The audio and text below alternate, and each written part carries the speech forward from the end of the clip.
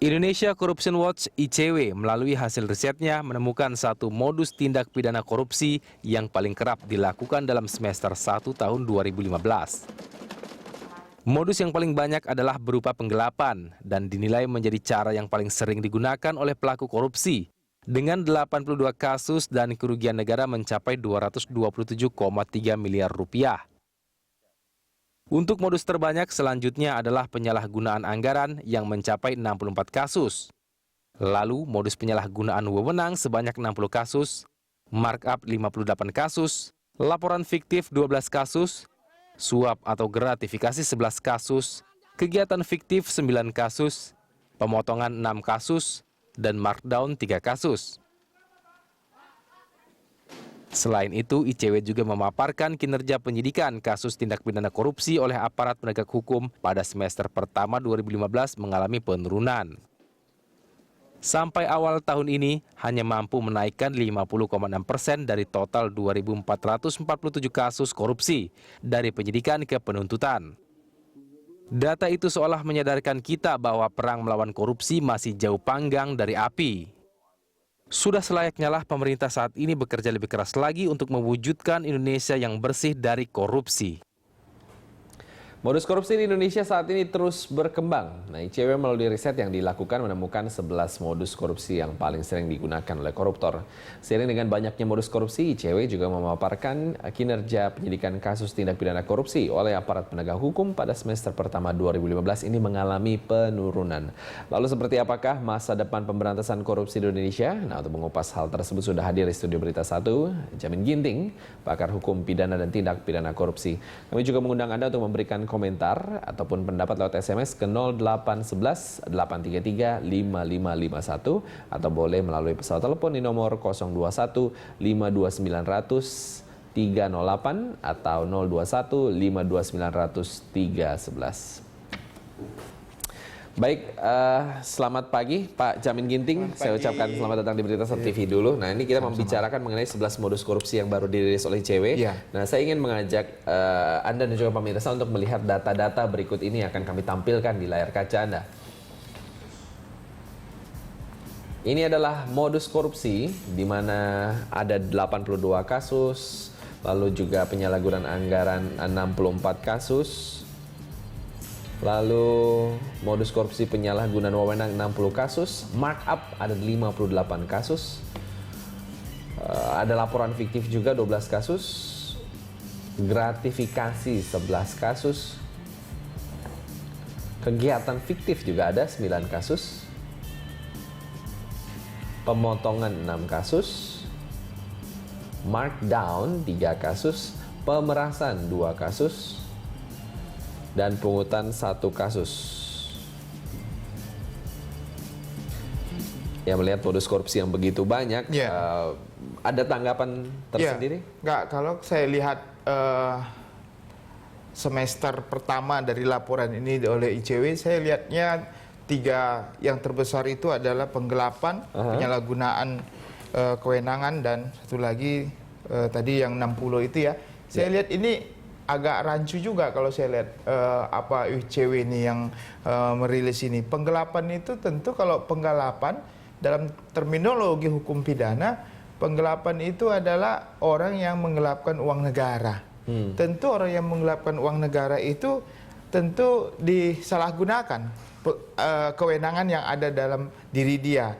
Nah, kalau dipisah, justru saya bingung apakah ini satu kasus yang dipisah-pisah atau memang kasusnya tersendiri-tersendiri. Ya, saya berpikir ini kelihatannya kasusnya satu kasus yang dipisah-pisah. Kalau sampai seperti ini lebih parah lagi. Artinya pemberantasan korupsi itu ternyata tidak segencar seperti apa yang dikatakan oleh Presiden. Itu yang pertama. Yang kedua, yang saya lihat memang belakangan ini banyak terjadi konflik antara contohnya konflik lembaga penegakan hukum antara KPK dan kepolisian.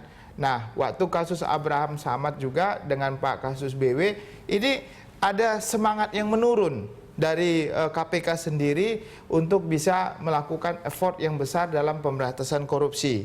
Itu yang kedua. Yang ketiga, belakangan ini lagi kita lihat bagaimana Presiden Pak Jokowi menginstruksikan supaya kebijakan itu tidak bisa dipidana. Padahal ranah kebijakan itu adalah ranah yang paling banyak digunakan oleh pejabat negara maupun PNS untuk melakukan tindak pidana korupsi. Jadi dengan keadaan-keadaan seperti ini menunjukkan bahwasannya semangat pemberantasan korupsi itu menurun.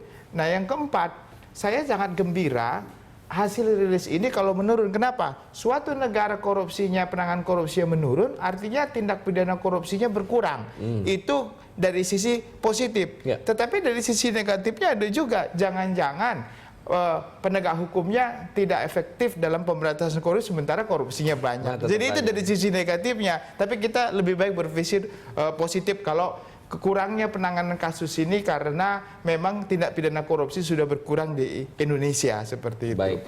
Nah, kalau membicarakan mengenai modus-modus dari yang digunakan itu tadi, dipisahkan itu maksudnya dalam rangka apakah memang agar kelihatan datanya banyak atau bagaimana? Ya bisa jadi kelihatan dalam satu kasus kan bisa saja satu perkara dilakukan lebih dari satu orang. Bisa 1, 2, 3. Tetapi yang satu ini penyalahgunaan kewenangan, yang satu ini adalah penggelapan. Jadi sebenarnya satu kejadian yang sama tetapi dilakukan lebih dari satu orang. Dan kasusnya itu dipisah-pisah. Jadi semakin menunjukkan kepada kita bahwasanya dalam satu perkara yang sama ada 3 nomor perkara. Itu dipisah mereka. Akhirnya kelihatan banyak. Padahal lebih sedikit daripada apa yang dilaporkan ICW penanganan kasus tindak pidana korupsi ini. Seperti sekarang itu. saya mau ngajak Pak Jamin Ginting juga pemirsa, kita lihat data berikut ini yang ada di layar kaca. Ada total kasus korupsi dari ICW 2.447 kasus korupsi untuk semester pertama 2015. Nah, kasus yang masuk ke penuntutan sejauh ini sudah ada 1.254 kasus.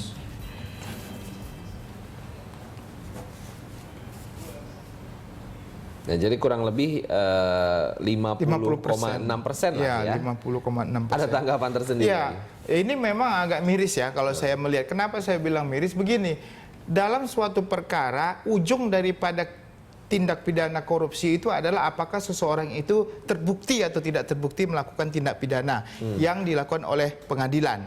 Nah itu. Tetapi kalau sampai 56% suatu penyelidikan dan penyidikan tidak dilanjutkan dengan penuntutan di pengadilan, tentu banyak pertanyaan yang muncul. Bisa saja ini di SP3-kan. Kalau kita mengacu kepada KPK, tentu nggak ada SP3.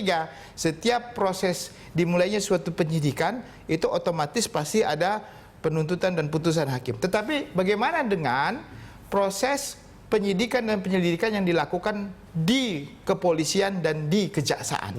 Nah, saya khawatir yang 50% itu terbesar mungkin di kepolisian atau di kejaksaan. Karena kita ketahui bisa saja ini terjadi karena kurangnya alat bukti, semangat anti korupsi tinggi dalam melakukan penegakan hukum, tetapi sudah sampai di ranah penyidikan bingung, alat buktinya nggak ada, akhirnya mentah lagi.